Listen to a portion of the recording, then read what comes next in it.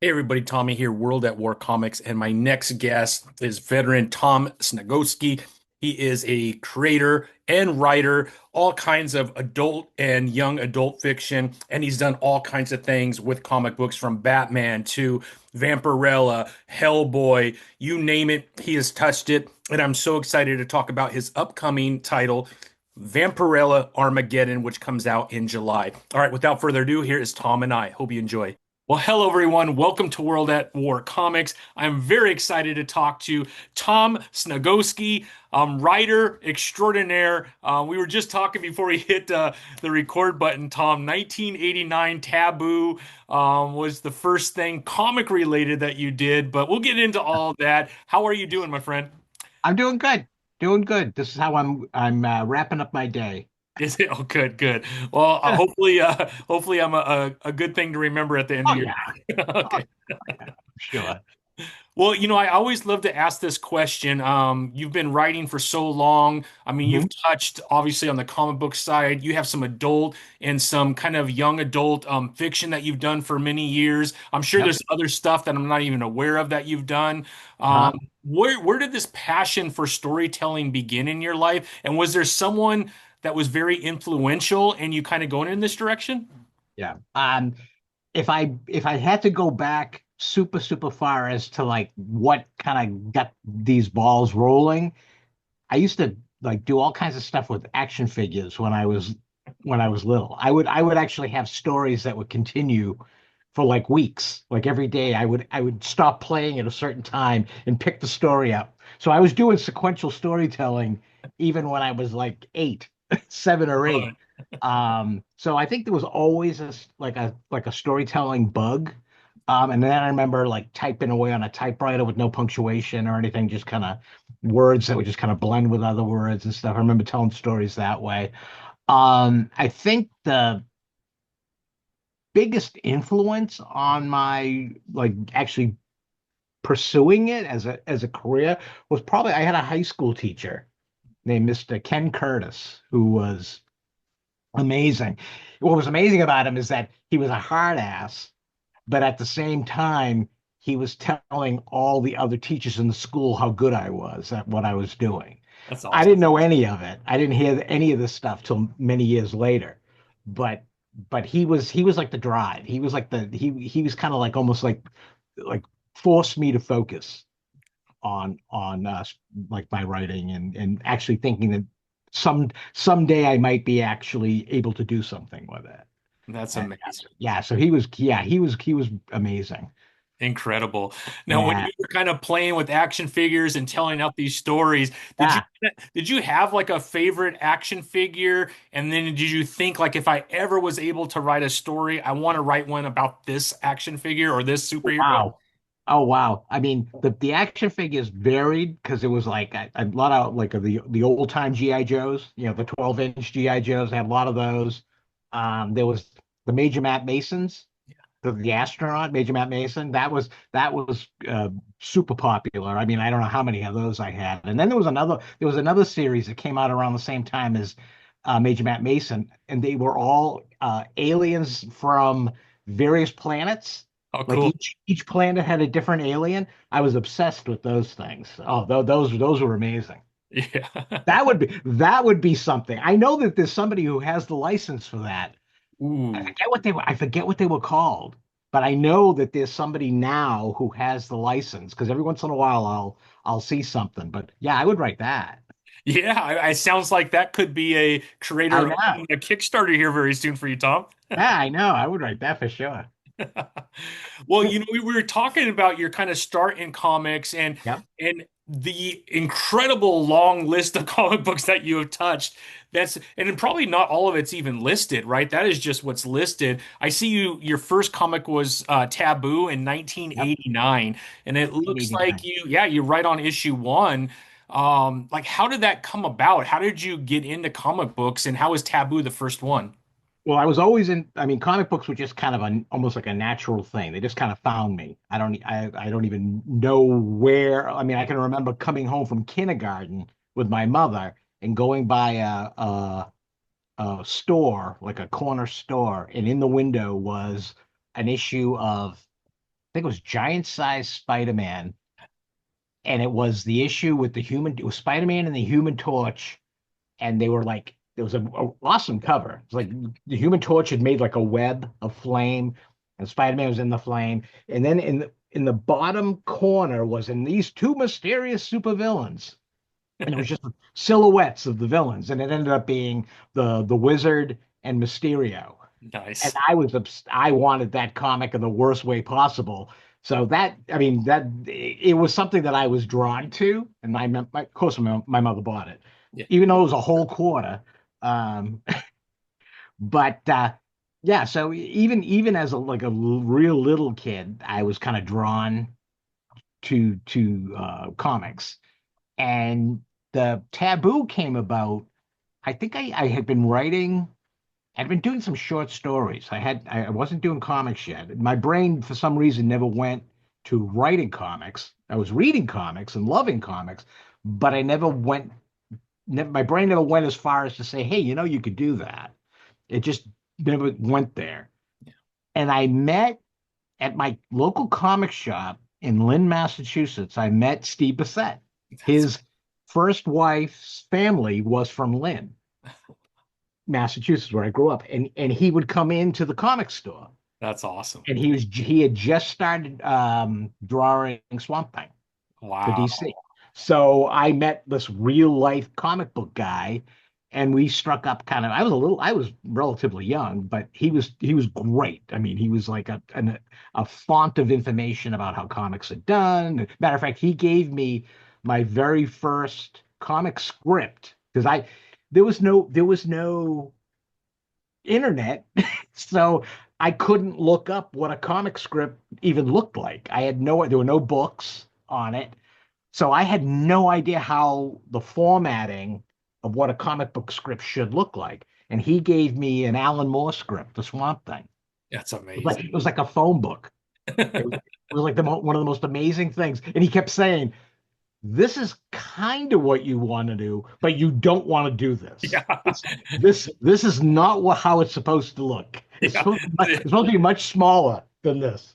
I think Alan Moore did things a little differently, right? Oh yeah, I mean it was great because I mean just looking at how his mind worked and in how he laid out and designed a script. I mean, there was a scene, I wish I could remember the issue, but it was an issue that involved like ghosts of slaves at a plantation.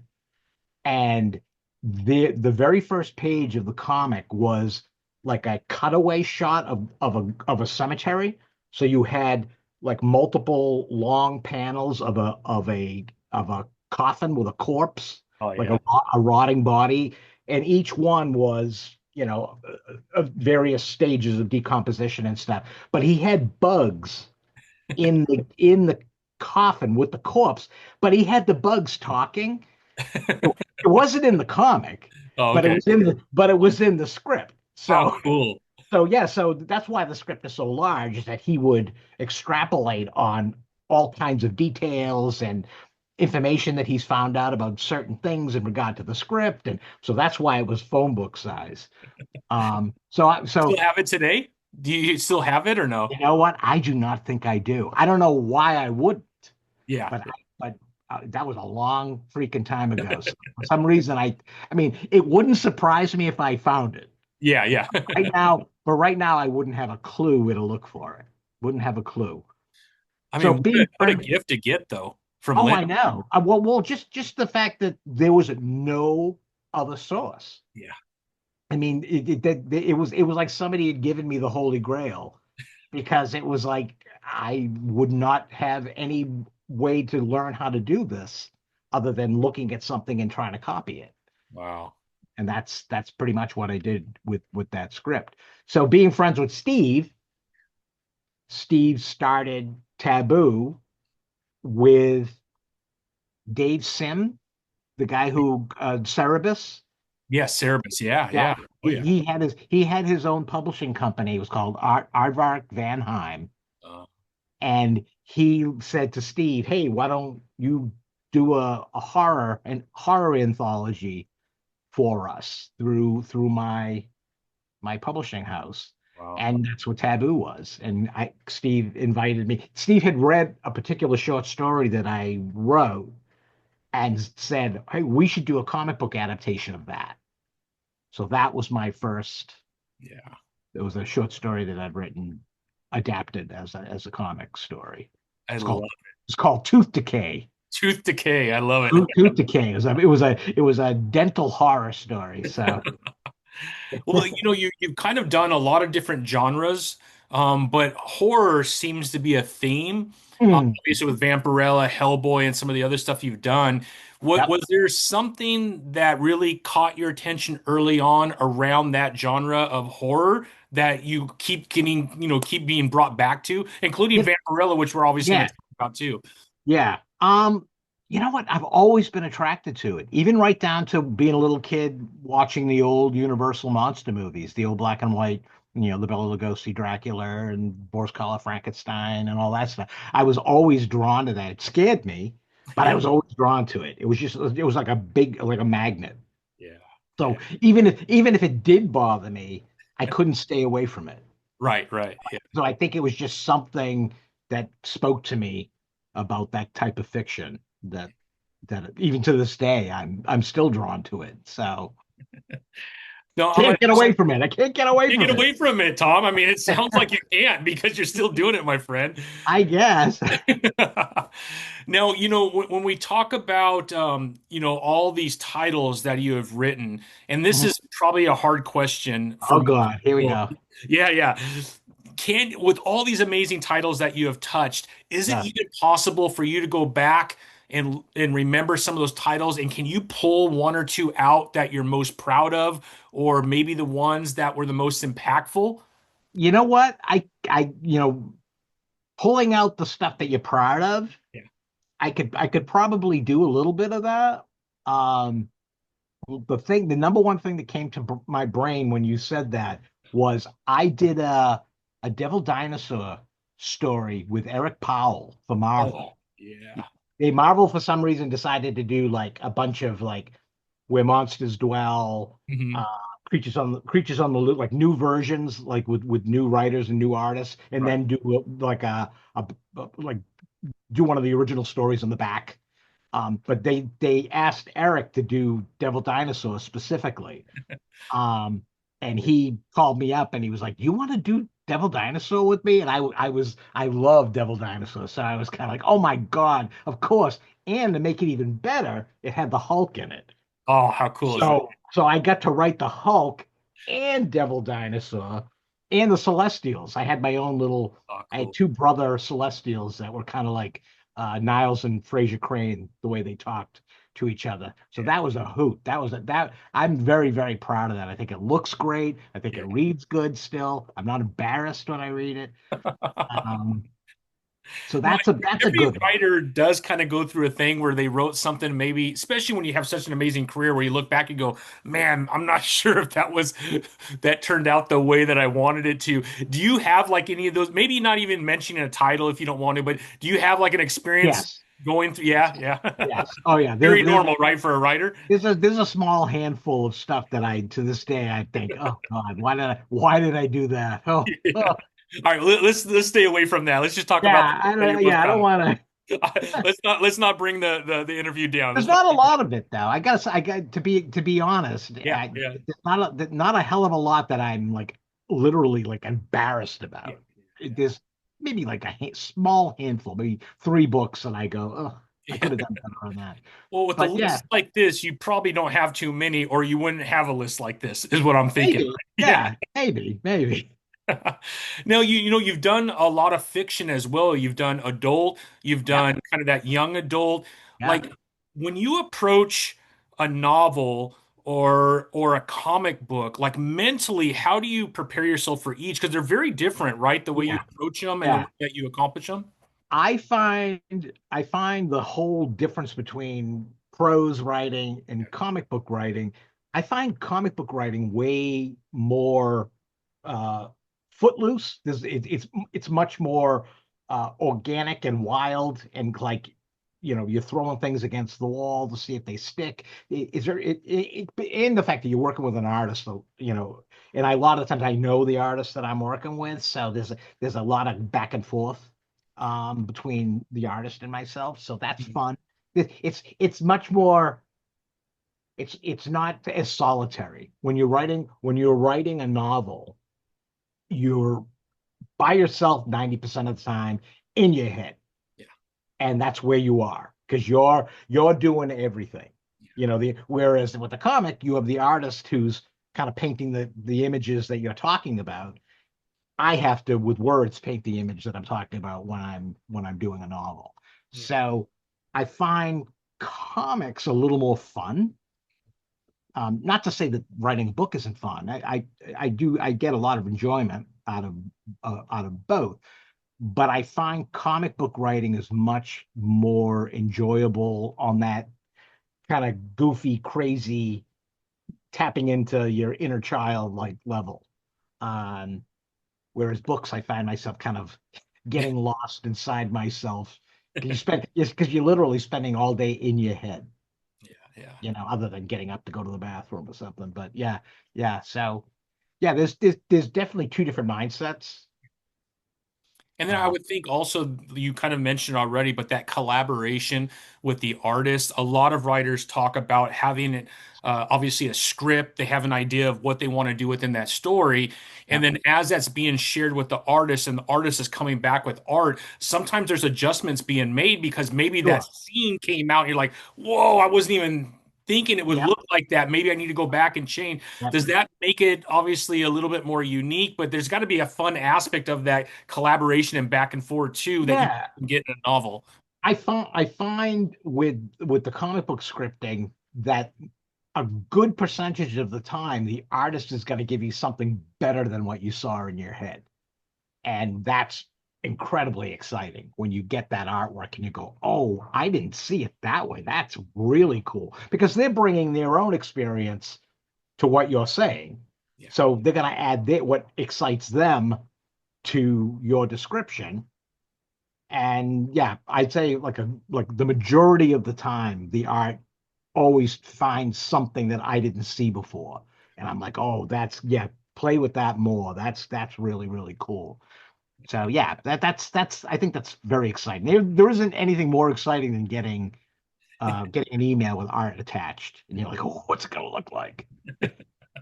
Now, over your career, do you find that you have a lot of opportunity to work with some of the same artists over and over again on different titles?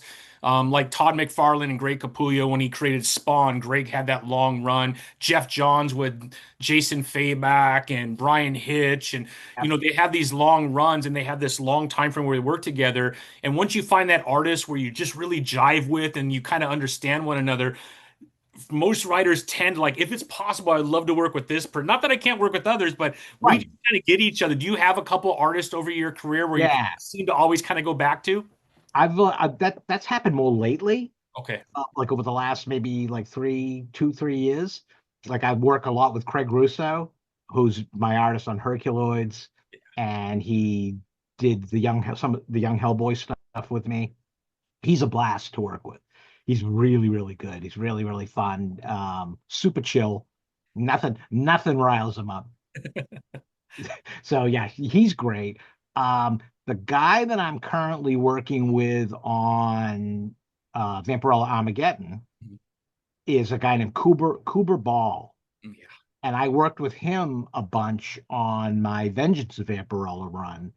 And every time I got stuff from him, because he kind of came out of nowhere, he was like a fill-in artist because Michael Star Maria was the artist, but every once in a while he'd get a little bogged down, and they'd bring somebody else in, Cooper, to like kind of like give him a chance to catch up. Yeah. And Cooper's stuff was beautiful, like really, really nice. So he did a bunch of issues of Vengeance. So I always kept that in my brain. I was like, yeah, he's somebody that I would like to keep doing stuff with because I'm always impressed with what I see of his stuff. So when it came time to do Vampirella Armageddon, I remember saying to Joe Rybant, my editor, can we get Kewber to be the regular artist on this? And they were like, oh yeah, I think we could swing that. Yeah. So I was all excited. So immediately my brain starts to concoct visuals that fit what Kewber does. So then it comes time to when Joe says to me, "Oh, I don't know if we're going to be able to get Cooper because we got him doing a couple other books right now, so I don't know if he's going to be ready to." And I was like, "Whoa, whoa, whoa, whoa!" I said, "I've already got the ball's already rolling." I said, "I'm designing with him in mind." So to have somebody else come in, I don't know if that's going to work. And they were like, "Oh, all right, I don't know." But they actually they held off. They held the book till Oh, they could till Cooper could come on as the regular artist. I So love that. I love yeah, that. oh, I was ecstatic because I didn't expect them to do it. That's Uh, amazing. yeah, I didn't expect How them to. often in your writing, when you know who your artist is going to be, like as you're writing the script, does it change much based on the artist? So, or you just stick to the story and then allow Most of the the, artist to do what they do? yeah, most of the time I keep it. I don't want to say I keep it loose, but I do allow. There's a lot of room. I always tell them if you can think of a better way to do this, knock yourself out because I mean, the visual aspect is the strongest aspect of a comic. I mean, it's the first thing you see. So yeah, if they can do something cooler than what I jotted down in the script, I'm all for it. I mean, occasionally you might have to change some like dialogue or caption. You might have to go in and do a little work, but not that often. I find that the most of the artists I work with really kind of respect what I'm doing and kind of stay within. They don't go flying off in other directions to do something completely different than it's in the script. So yeah, I really don't have to do a hell of a lot. That's awesome. That's Yeah. great. Now, as far as Vampirella goes, I mean, you were writing Vampirella back in 1993, 92. It looks like. So you've touched Vampirella quite a few times over your career. Do you Yeah. kind of have like a pocket full of stories that you just kind of throw out to them and say, "Hey, I have this No. idea," or do they just come reach out to you and go, "Hey, we need another story." The funniest thing about my Vampirella run is that I started at Harris Comics when they had the license, and I wrote it for I don't know maybe 3 or 4 years I think, and a bunch of crossovers and miniseries as well as the regular Vengeance of Vampirella run. Um, and when I stopped doing that, Vampirella went to other people. Other people started writing, and I went off and was doing whatever. And then Nick Barucci at Dynamite, the president of Dynamite, approached me on Vampirella's 50th birthday. Would come up on her 50th birthday, Yeah. and they were like, "Hey, do you want to write? Do you want to come back and write Vampirella for us?" And I was like, I don't know, maybe, I don't know what. And they were like, "How about?" They said because your run will be 25 years with your run Oh, wow. right, for when you ended your run at Harris. And I'm like, "Oh, that's cool." And they were like, "What if we let you come back and pick up where you left off?" Oh, that's awesome. And I was like, "Oh, now you're just being nasty. Now you're playing dirty pool." They got that fishing rod to your heart. Yeah, that was because as soon as those words left Nikki's mouth, Yeah. my brain was already working. I had already knew where I was going to pick up, what it was going to be, and so yeah, there was no hope for me. As Yeah. soon as they asked that question, do you want to come back and pick up where you left off? There was like no qualms at all. It was like, Right. yeah, I kind of have to. Yeah. Yeah. And that's where and that's so that's my all my Vampirella work for Dynamite has been continuing on from where I left off at Harris. I love it. I love it. Well, I know. there's a few writers on Vampirella now. I had Sarah Frazetta on a few months ago, and she did a four arc Dead Flowers. Yep. We have Christopher Priest who's doing 666 and Yep. 667 and a couple Yep. other things. So obviously Vampirella has got to be one of those IPs that does extremely well for Dynamite. I think covers do extremely well for Vampirella. I mean, they're I think covers do extremely well for Dynamite. I think they for just like Dynamite in general. Yeah, they just do they've embraced that cool cover thing. So they yeah, really have. I mean, some of yeah. them are just. I try not to get too much into it just from a cost perspective. You could Oh, really I know. lose control, but I Oh, will say Dynamite is that one company that gets me once in a while. You're like, I better grab a couple of these other covers just because it looks so beautiful. yeah, yeah. And I love Vampirella, so I thought, but yeah, it's incredible. Dynamite on some of their Disney stuff. I mean, they've had like 25, 30 covers for one issue. I'm like, it's a collector's market as much as it is a reader's market, so I get all of that. But yeah, that's Yeah, overwhelming for me. I just can't. My head spins I too know. much. That's too much. That's too much money coming out of the bank account on that. And my wife says everything comic related cannot leave this room, so I have to Oh, manage see, that. 'Cause my stuff is spread throughout the house. It's like a disease. It's everywhere. I think you have built a little more equity with your spouse than I have. I got to work on that, Tom. Well, let's talk a little bit about Armageddon, Sure, because it sounds like everything just goes to hell, and pretty obviously, much. pretty According much, right? even Vampirella. Even Vampirella, right? Yeah, yeah. Yet She's been she's at the being majority of the book. She's in hell. yeah, exactly. But she's being called on as things get even worse, and she's really kind of the only one that could kind of, I don't know, fix it, but she could kind of at least slow down what's taking place. Well, she's responsible for what's happening. Okay, So yeah. she screwed up something royally in the Vampirella Strikes run. She did Okay, gotcha. something. She Yeah. knew she did it. She even said it in the story. This is probably going to come back and bite me in the ass. Well, it has come back and bitten her in the ass. Typical, right? Typical. Yeah, yeah. So how fun was it to return and kind of stop or take over where you last stopped with this storyline? And did you already kind of have something, like I said, already thought about, or did this all come about recently, this storyline? I knew. I mean, when Vampirella Strikes ended, I kind of knew that they were probably going to come to me and want to continue it in a new title. So there were germs, which is kind of like why I did what I did in Vampirella Strikes. I left some seeds floating Okay. around, and so yeah, I had a general idea as to the kind of story I wanted to do. Each one of my runs, be it Vengeance, Strikes, and now Armageddon, each one kind of plays with a different concept. Whereas like uh, uh, Vengeance was a continuation of what I did, wrapping up a bigger storyline that I started ages and ages ago with Mistress Mix and all that stuff.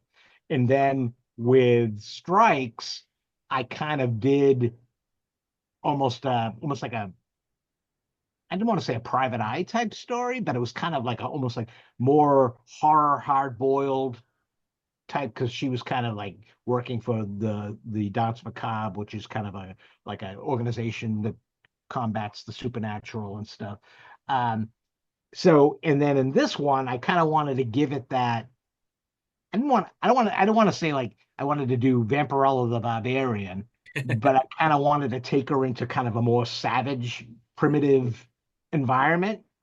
So there's like barbarians riding strange creatures, and there's like medieval type cities. And I mean, I wanted to do a little bit, I wanted to kind of take her out of the urban setting that she was kind of in Vengeance and in Strikes and kind of plop her into a different environment. Yeah, hell, right? Yeah, hell, yeah. So it's my version of the Vampirella Hell, and I get to play. I'm playing with all kinds of characters that I introduced like way back in the '90s.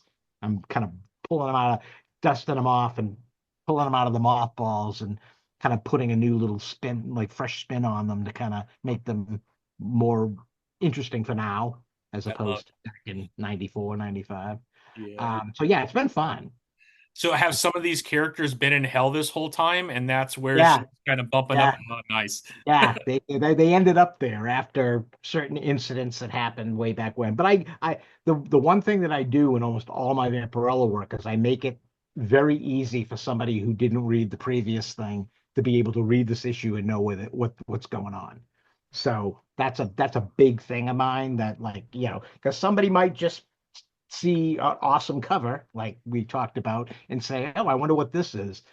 They should be able to pick up that comic and read it and have a sense of who everybody is and what's going on and things like that. So yeah, that's my big goal. I mean, I think that's very helpful, especially when there's gaps between runs. Yeah, Yeah, yeah, and love that. especially since a character that's been around since 1969. So Exactly. you know, Exactly. Now, as far as this run goes, is it going to be 5, 6 issues? Has that been announced? you know what they. This is the thing with the Vampirella stuff. They never really say it's going to be X amount of issues. It's almost like, why don't you just keep going until we tell you to stop? I mean, So doesn't it make it a little difficult to kind of it have a does be, beginning, middle, and an end? well, especially with this particular storyline, because I could see this thing being kind of long if I do what I want to do, like what I've kind of jotted down in my brain and on pieces of paper. So I'm hoping they give me an idea. If they're thinking of pulling the plug at a certain number, let me know as soon as possible, as soon as possible, so I can kind of put all my ducks where they need to be, so I can wrap up the storyline. But they're usually good. They usually give me plenty of time to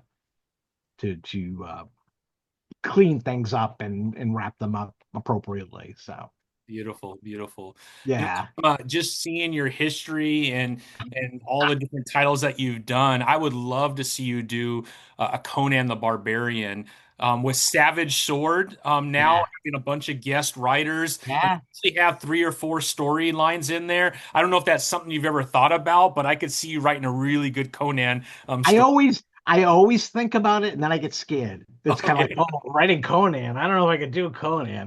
But you know what? If somebody approached me and said, "Do you want to do a Conan story for Savage Sword?" I probably would put my Robert E. Howard hat on and like maybe read a bunch of like Howard short stories and stuff like that and kind of get in the mindset of the character. So yeah, I probably would take that as a challenge and embrace that. I would love to see that, Tom. I think it would be Yeah. amazing. Yeah. Yeah, I don't do The and what's hellish interesting. portion of it, you could do something really. I mean, Conan touches horror all the time Yeah. on Yeah. his escapades throughout the Hyborian Age. So I feel like you could come up with something pretty cool. Yeah, definitely. And Solomon Kane is another one that I love that character too. So Yeah, he's got his own title now for the first time. yeah. It was It's Patrick great. Patrick Zurcher. Yeah, Patrick Zurcher. Yeah, Patrick. Yeah, he's doing a great job. He's doing a great job. And then Jim Zub, I think, is doing fantastic on He's the. doing really good on Conan. Yeah. Yeah, So really yeah, good. I have him on quite often because I'm a big Conan fan as well. So Oh, that's cool. I'm gonna say something, Tom. I hope that's okay. I'm like, hey man, you need to get in a hold of Tom and see if he can't do something, at least for Savage Sword. Obviously, Jim is under contract for Conan, but Savage Sword, I think, is wide open to have guest writers Yeah. come in. I think that'd be Yeah. amazing. I Not that like I you need mean, my help or anything, but I would love to see. no, but hey, go ahead. I love that. Yeah. I think that's wonderful. Actually, Howard has a lot of really cool, like other characters that we Oh yeah. really don't see a hell of a lot of that I wouldn't mind playing with too. Hmm. Um, Yeah. Yeah. I so, mean, they just did they did a run. What was it called? The Blackstone. oh Where yeah, they brought a bunch, I think about 7 of Robert E. Howard's characters to okay, life. And so I feel like Titan's trying to expand a little bit. Solomon Kane is probably the most well-known after Conan. So sure, they started sure. there. Obviously, Red Sonja, which I know is with Dynamite, is Yeah. very popular. But yeah, I think we could probably see some extra titles, at least short runs of those characters as well. There was one that I read not that long ago because I was totally curious about it. And if you're a Howard guy, then you might know it was called Skullface. Oh, Skullface. Yeah, Yeah, yeah. it was kind of almost like Howard's take on Fu Manchu. It was, Exactly. it, Exactly. but there was something about it that was really cool. Yeah. I remember reading it going, this is like it's horror, but it's kind of like crime, Yeah, a and little it's noir. It has a little noir. yeah, Yeah. yeah. It was really neat. I mean, I really in the Skullface was of course the villain Yeah. of the piece, and I think he was like, wasn't he like a Hyperborean high priest or something that Yeah, was I think so. Yeah. resurrected? That's great. I love that. I I'd love do it too. that. I'd do that in a minute. For sure, for sure. I think you would be the perfect writer for something like that. Well, I mean, as far as Vampirella Armageddon goes, Yeah. it's supposed to release July 16th, so it'll be in comic shops July 16th, from what I Yep. read from the Dynamite site. If it's okay, I'm just gonna pull up real quick the Dynamite page just Sure. so we could look at it. I don't know what's going on with Dynamite's page. It doesn't show all the covers, but I mean, Okay. you could see why these covers are so popular just by looking at Oh this right yeah. here. It's Oh yeah. absolutely incredible. This is a Francesco Mattini cover. This is cover Okay. J. So it looks like you're going to have quite a few covers yourself.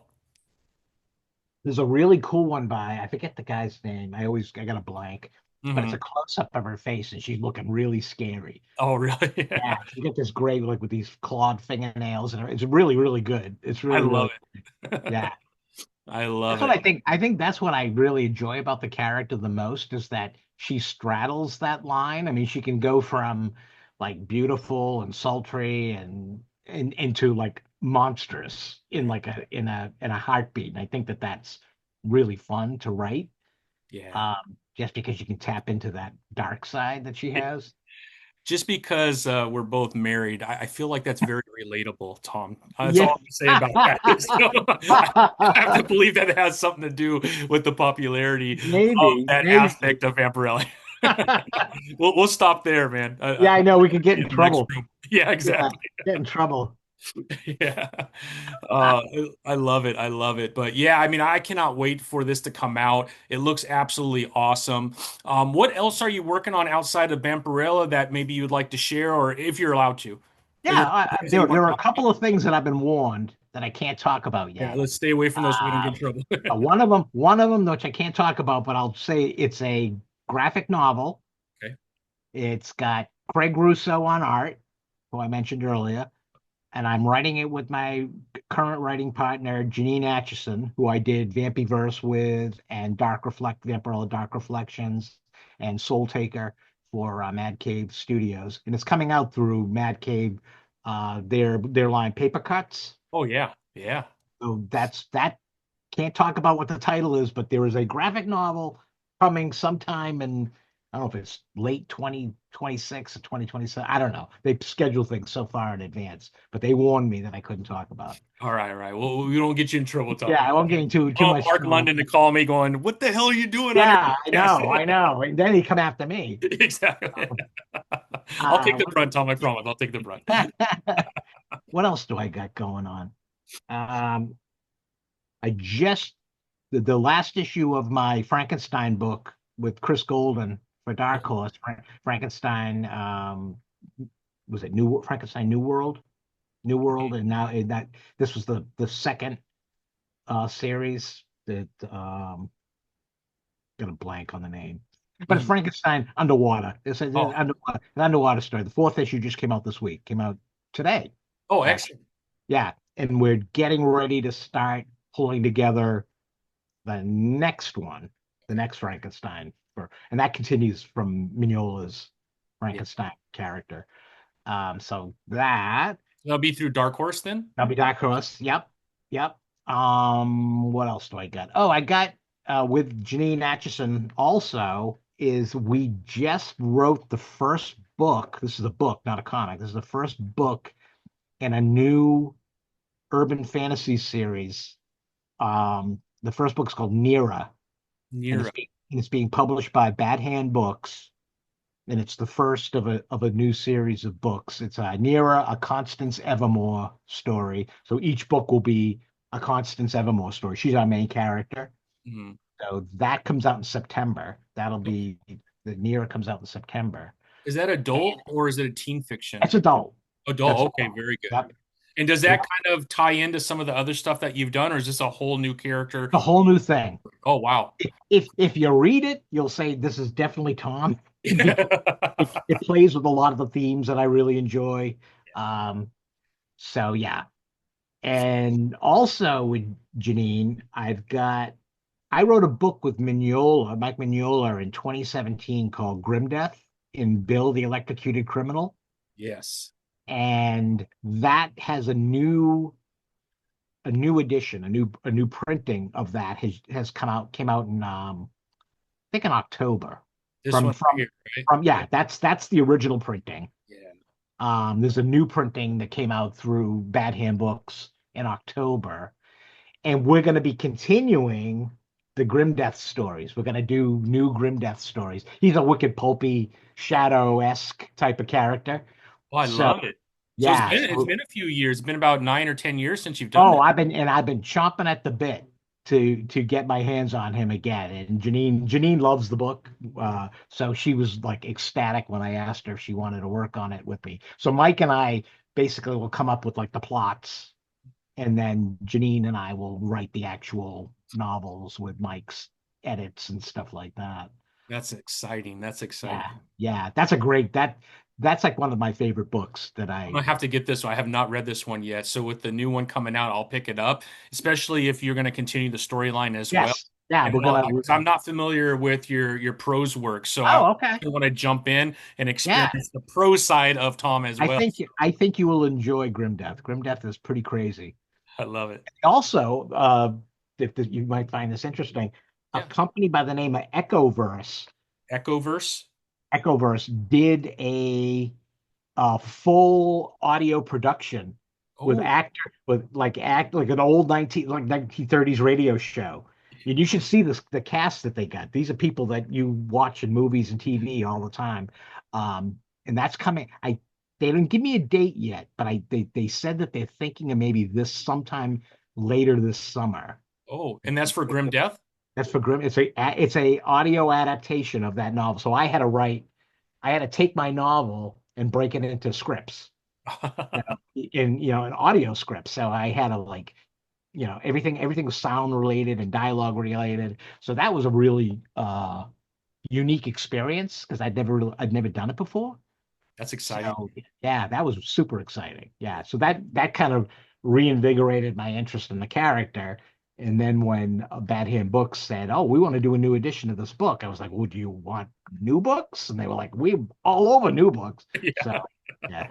yeah, so that's gonna be the big thing for probably trying to think, maybe like later this year, beginning of next year. We'll be writing the new Grim Death story. I'm wondering if it will be on Audible then, because that's where I do read.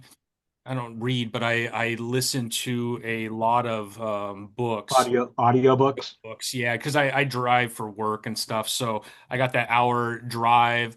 Yeah. I Well, it know, is. Let's I see. know I'm the gonna show you real quick. It's on Audible right now. yeah, the first book, because the first book was put out by St. Martin's, and I believe that they did an audio version of the first book. Now, Okay. Bad Hand is a smaller publisher. It's a more it's a little guy. They're little guys, but they're fantastic, and they're talking about getting their audiobook line rolling. So hopefully by the time the next Grim Death book is done, they'll have an audio version of it, or they'll have something in place that they'll Yeah. have I might audiobook. wait for the one that you're talking about because you have all the different actors and actresses do Yeah. all of the voiceover. Oh yeah. This one's just narrated by one This person. is This might be the yeah. older version. Yeah. This is just somebody reading the book. Yeah, yeah. Um, No, the I want to hear it like I'm in the environment. Let me tell you, I've heard it. It is fantastic. I am so I mean, I couldn't believe how good it turned out. Like it's got an original score, like soundtrack, and oh my God, yeah, it's fantastic. What a feeling to create something and see it come to life like that, right? I know, and they gave me access, so I was sitting here in my office, and I was watching the actors do the Uh-huh. parts, read my scripts and stuff like that. That was just fascinating. That's Yeah, amazing. I was amazed, amazed. Amazing. Now, Tom, as far as like Comic Cons, you hit the con tour quite often. Will you be at San Diego Comic Con? That one I can tell you for sure. I Okay, will definitely be at San Diego. that's Janine and exciting. I will be wandering around to our various publishers and stuff, talking to people and meeting up with fans and stuff like that. We do little signings and stuff like that. Yeah, yeah, Uh, definitely San Diego and definitely New York this okay, year.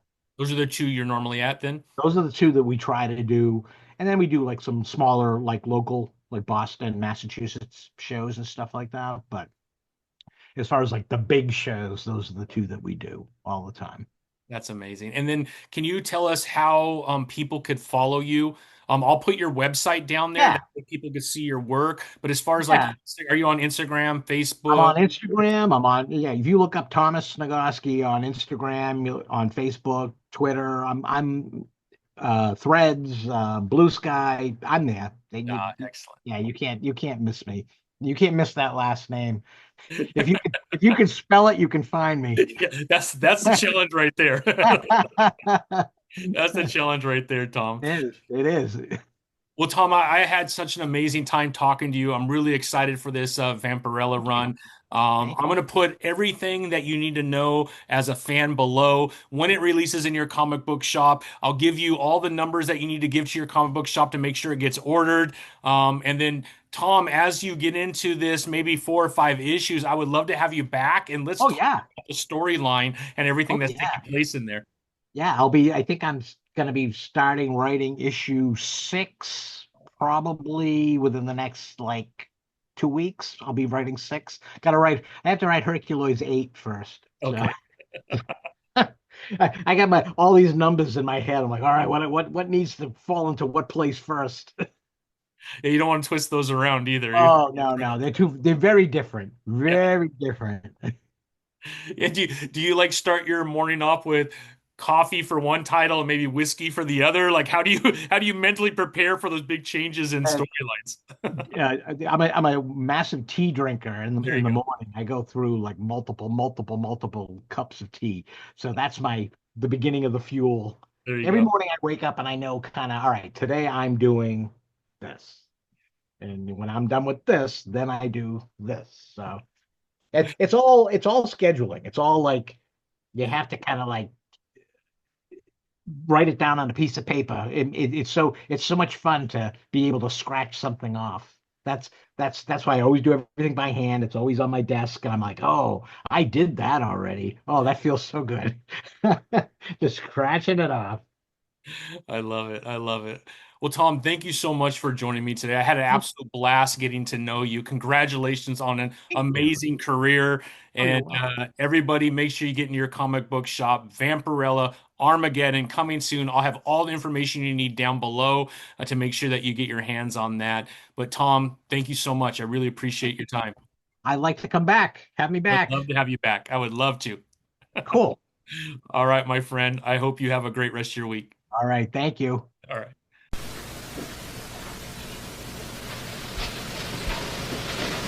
You're still here? It's over. Go home. Go.